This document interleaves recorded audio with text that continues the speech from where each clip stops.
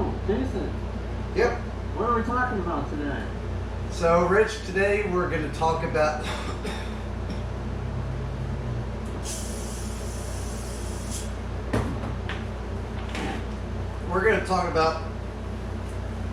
cleaning, sanitizing, disinfecting.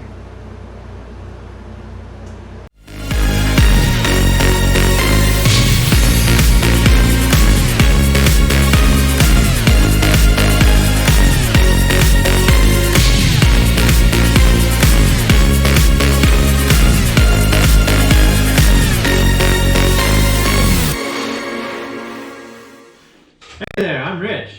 And I'm Jason. And we're with Tighten Up Clean. We want to be your go-to resource for all things clean.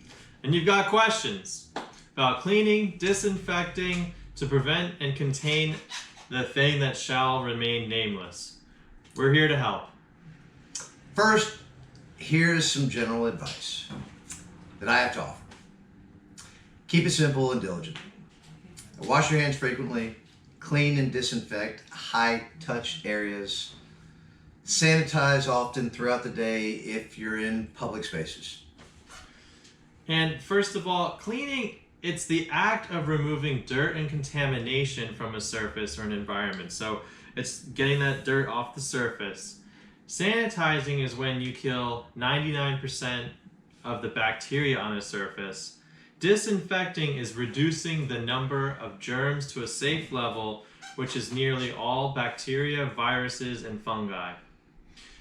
We're going to link in the description to some important resources. These are places to go for the most trustworthy, up-to-date information. Sources like the Center for Disease Control, the CDC, and the World Health Organization, WHO.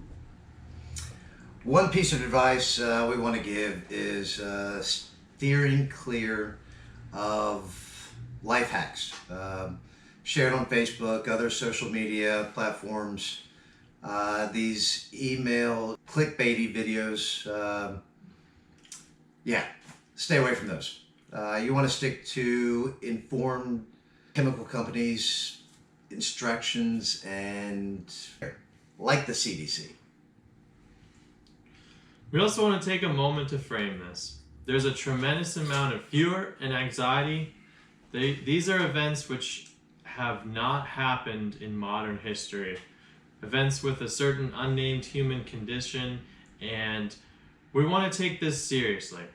However, we can make the situation worse if we don't keep a level head.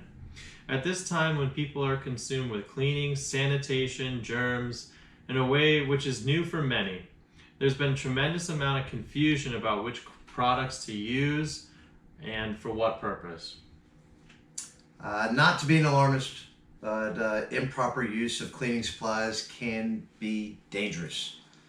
If you're attempting to clean, it can even make you sick and or even kill you.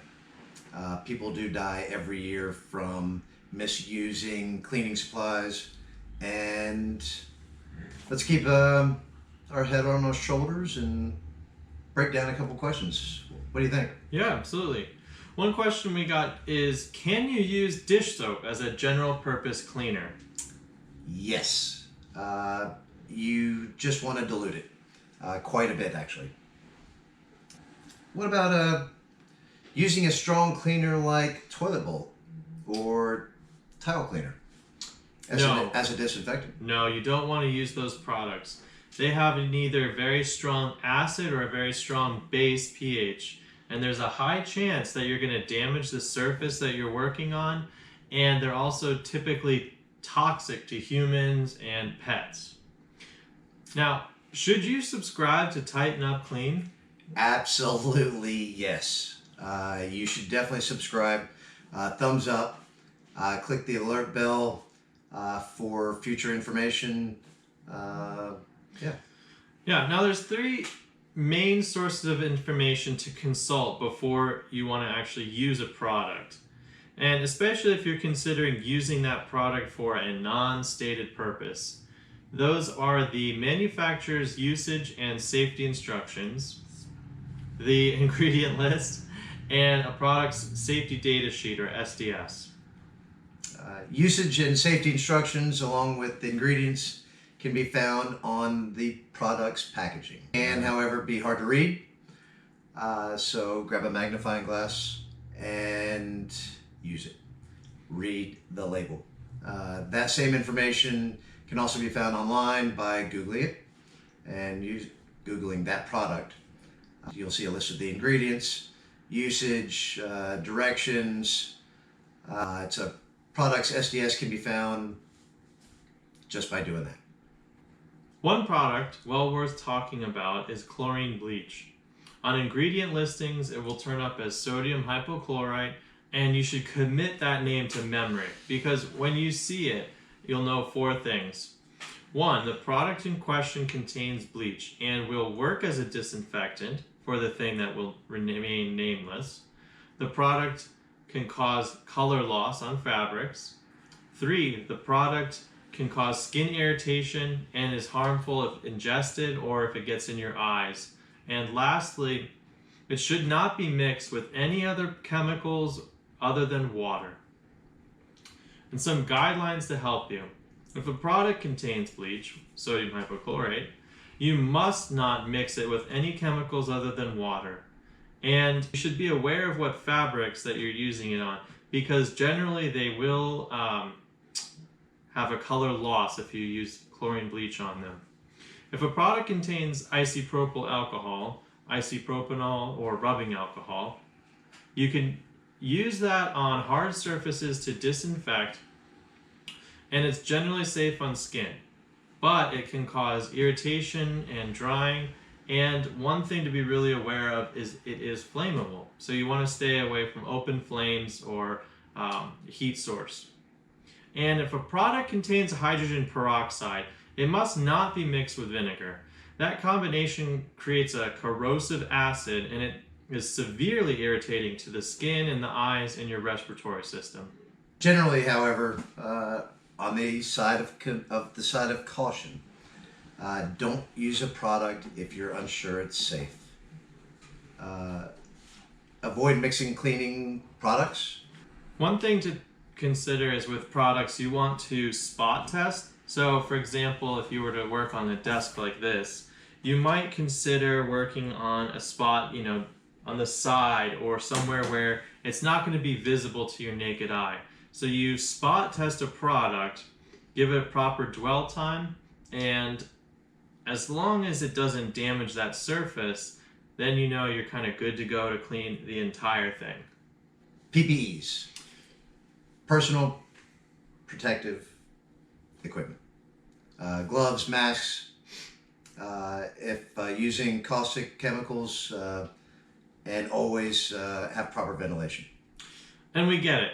You need to disinfect, you need to clean, but right now it's really hard to acquire alcohol wipes, Clorox wipes, all sorts of other products, paper towels, toilet paper.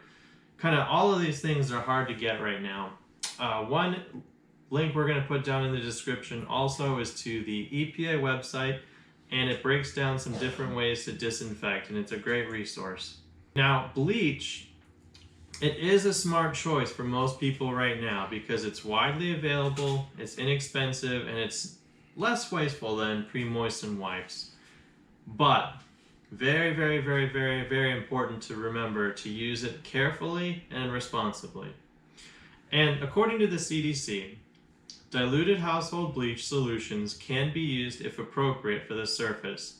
Follow manufacturer's instructions for application and proper ventilation. Check to ensure the product does not pass its expiration date. Never mix household bleach with ammonia or any other cleaner. Unexpired household bleach will be effective against the thing that shall not be named when properly diluted. The CDC recommends preparing a bleach solution by mixing 5 tablespoons, which is 1/3 cup, of bleach per gallon of water. Or for a smaller batch, use 4 teaspoons of bleach per quart of water. when working with bleach solution, protect your skin, PPEs, and have proper ventilation. Chlorine bleach should not be used on a surface and then left there to cross-contaminate. It could cause illness to humans and pets and should be cleaned post-disinfection. We recommend not using chlorine bleach on your phone, keys, or anything that you touch frequently, since there's a high risk of cross-contamination. There are two main surfaces to consider: porous and non-porous. Non-porous surfaces such as countertops, door handles, most surfaces and fixtures in a restroom should be cleaned according to the label on the cleaning product. Read the label. Once this has been completed, then the surface should be sanitized according to the label on the product that you're using. Porous surfaces have small openings, and they allow contamination and biological material to enter into the surface itself. Things like leather, cloth, unsealed wood, microfiber, and they need to be treated a little differently. For items that you can normally launder, what we recommend is to go ahead and launder them, but with the hottest water that's safe for that material. And typically you can find that on the label. We've all seen those tags on our shirts and pants. So what we would recommend, if it's safe to do so, to use an oxygenating agent or a chlorine bleach, as long as it's safe for that material. If you have a newer washing machine, you might have the option to sanitize. If you do, we recommend to use that option. For leather, use your rubbing alcohol or Clorox wipes, which, remember, do not contain chlorine bleach. To clean a leather wallet or handbag, treat the leather with leather conditioner after it's been cleaned. One area we see getting overlooked often is your car. You want to clean and disinfect the surfaces inside and the door handles on the outside. One further consideration to make is that certain products on the steering wheel and shifter and other control surfaces will cause them to be slippery. So this is a good instance of pre-testing that product on an area that's not important, and make sure that you don't end up with a slippery steering wheel, shifter, or some other control surface, because that would obviously be dangerous in a different way. Both liquid soap and bar soap are safe and effective for hand washing. Be sure to follow proper hand washing techniques. Scrub your hands for 20 seconds minimum, and make certain you get proper covering. Since so much of our shopping is going to be delivery in the meantime, it's important to remember to open the cardboard packages and remove the item that you ordered, and then place the cardboard outside of your home or your business, and then wash your hands.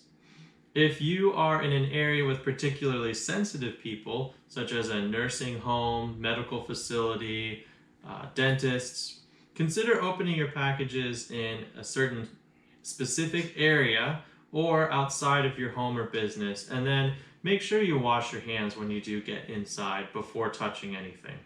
It's a good suggestion. Yeah. Thanks for watching our video. We hope this was informative. We want to encourage you. We will pull together, and we're going to beat this. Please like our videos, subscribe, share, and be safe out there. Bye, guys. See you guys.